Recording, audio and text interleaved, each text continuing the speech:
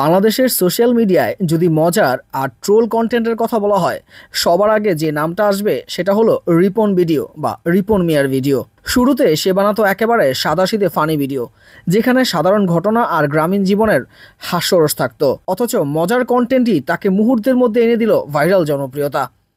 শুধু হাসানো নয়, রিপনের কন্টেন্টে ছিল নিজের মতো করে জীবনকে দেখার এক আলাদা দৃষ্টিভঙ্গি।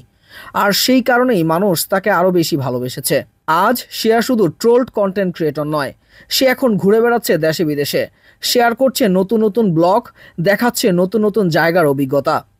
বাংলাদেশ থেকে শুরু করে বিদেশের রাস্তাঘাট, প্রতিটি ব্লগে সে নিজের স্বতঃস্ফূর্ততা আর মজার কায়দায় দর্শকদের সঙ্গে শেয়ার করছে ভ্রমণের অভিজ্ঞতা।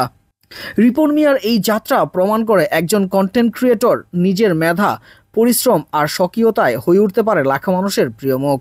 তাই বলা যায়, হাসি আর ভ্রমণ এই দুইয়ের মিশ্রণে আজকে রিপন মিয়া হয়ে উঠেছেন এক অনন্য ক্রিয়েটর।